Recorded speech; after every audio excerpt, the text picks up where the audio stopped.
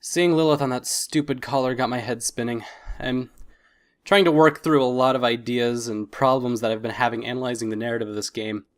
There's a lot of different characters in this game, but a lot of them don't say anything about anything and aren't worth a lot of real analysis. And I don't know why.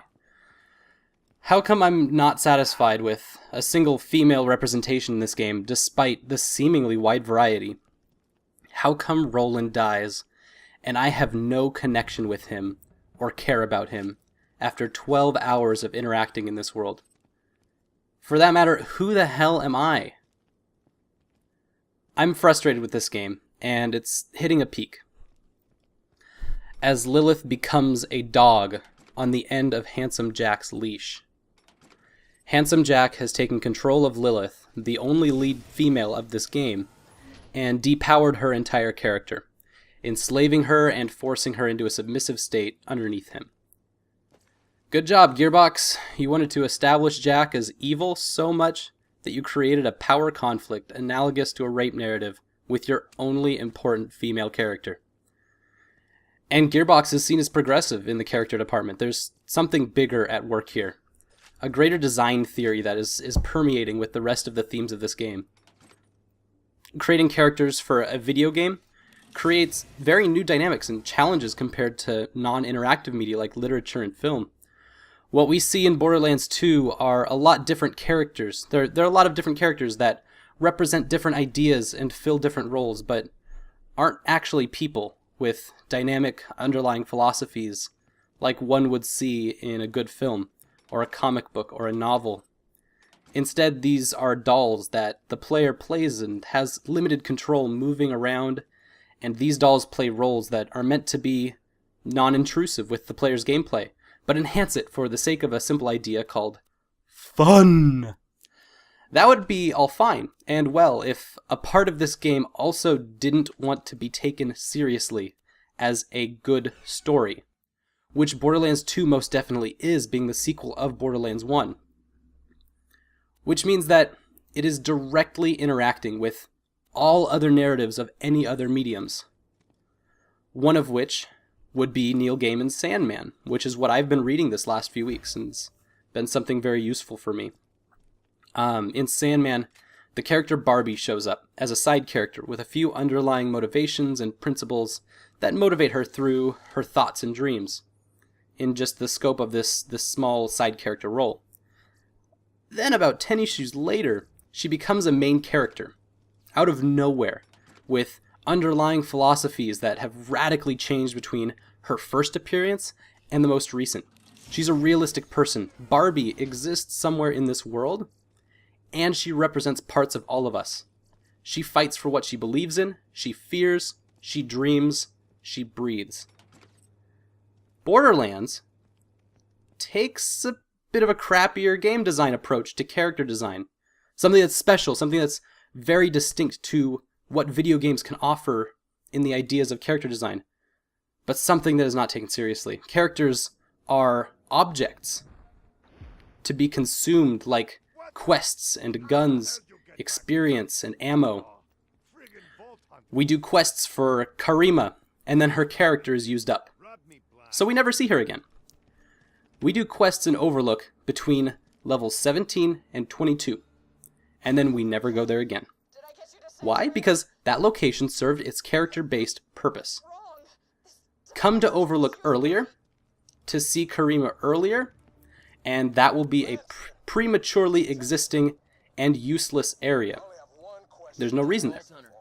Come back afterwards, and they're no longer living. Karima's life has been served until the next time there's a quest and your player needs experience. This is the idea of how one can consume a character, just like you would consume a quest, just like you would consume, in this case, a gun. The idea of consumability or consumerism serves a very specific function for this game, and for the player. but it has distinct problems that are not being addressed in Borderlands 2. This approach to design means that all of your characters are primarily objects to be used by the player, kind of like a sim or in a sim world.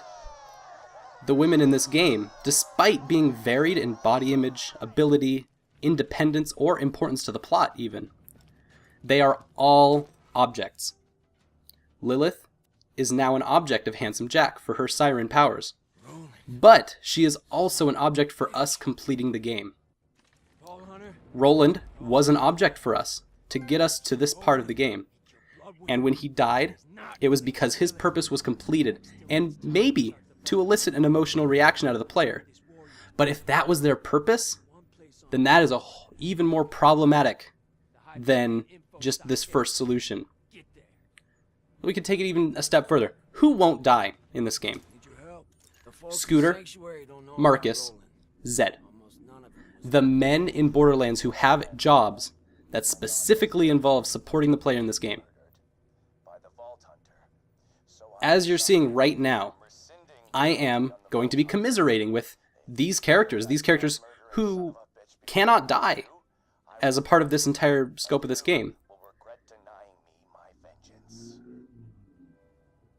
And I'm telling them that their leader is dead. And what are they going to do? They're immediately sending me back out to do jobs for them. This isn't like a life goes on kind of thing. This is more that these are not characters. Just puppets to be consumed. That is the only way we can really understand them. Seeing Brick in this situation, and then he'll just turn around, and it'll continue on. Even worse than just a usability and a game distinction, we have a variety of female characters who are merely static character objects to give you quests that you wank on for a bit and then move on. They are fat, disabled, big-breasted, and even powerful objects. But they aren't Barbie. So what does that mean at the end of the day? Gearbox, like Reddit was recently impressed with, has expanded further than many video games with female character representations. A house-ridden woman who saves and liberates her entire town without even leaving her house. That is amazing. But it would be more amazing if there was any way to actually see her character grow, or even change in any way because of it. Instead, Karima is not actually a disabled character. There is no narrative with her character implying anything about her growth, except for a stutter and the lofty idea of skull shivers. That isn't representation, that's checking off a goddamn box. Fat chick, check. Disabled chick, check. Hyper-violent little girl, check. Idiot inbred guy, check. Stupid brutish guy. Skeezy businessman, check. Quiet emo guy, check. Oh, he's also ambiguously Latino? Double check. Awesome.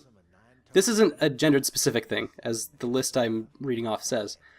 Every character in this game is consumed into uselessness. But it affects the female characters worst of all. At least the idiot can build cars. At least the brute can be a warrior. The most dynamic female character we've got is Tiny Tina. And she's subjugated to the comic relief. Today, I'm no longer holding back with this critique that I have in previous episodes. Not because I dislike this game, not because I'm angry at Gearbox for doing what is a poor job. As I've said, they're unfortunately the most dynamic, they're most progressive. But because this is indicative of much bigger problems in gaming. Many role-playing games fall into this trap of consumability and the harmful effects it creates. If we want games to be taken seriously, if we want games to be better understood by more audiences, we have to understand what games do to our characters, because these are the basis of our narratives that we are telling, the stories that we're telling.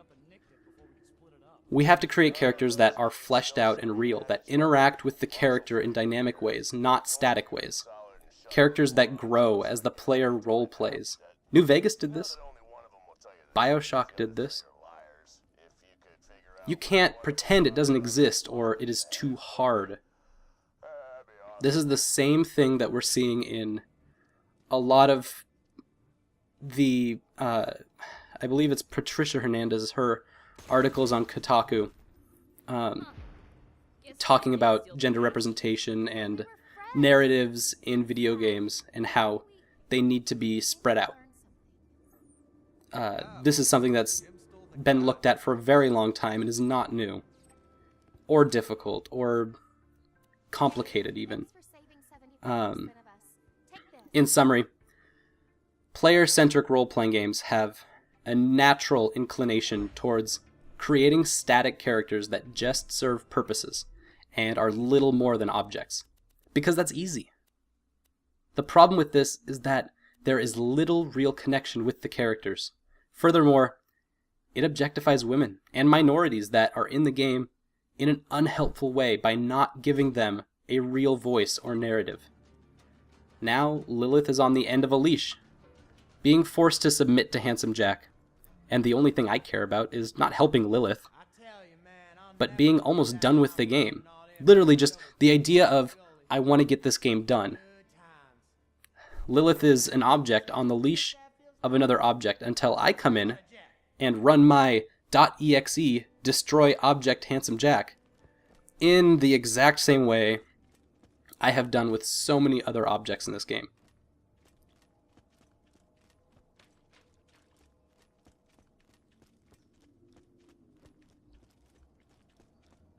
I'm going to finish up with picking up all the quests and cleaning up Sanctuary. Jack killed Roland? And being the bearer of bad news. He helped me take care of Mr. Shank, and unlike... And I'm just going to let this section play through. He always behaved like But that will be the end of my commentary for this episode. I don't know what to say. Thank you for watching, and I really appreciate any kind of comments or anything that you have to say. And if this is something that affects you in any way, or you feel like you have something to add, please share that. I'd love to talk about it in any bigger sense. Thanks for watching, and I will see you in the next episode.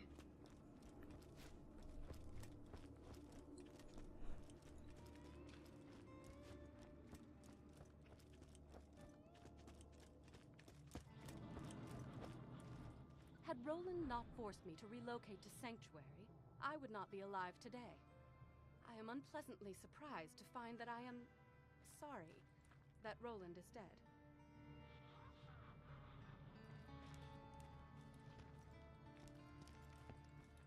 Mordecai told me what happened to Roland. So here's what we do. We bury Roland, we save this planet, and we kill Jack. His associates, his friends, his family, everyone he's ever met.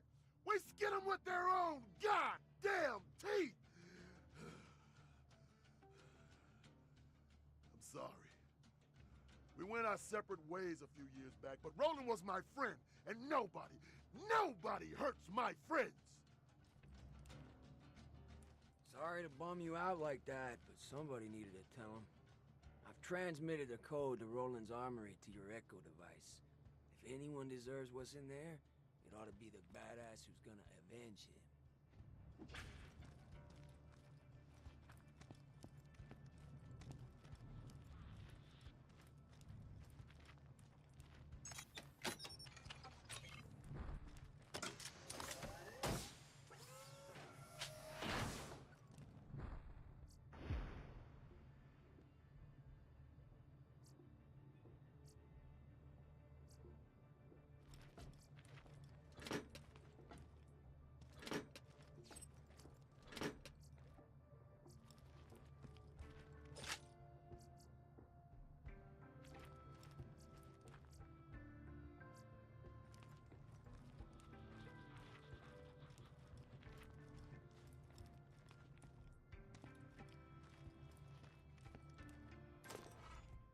Don't let this all be for nothing, amigo.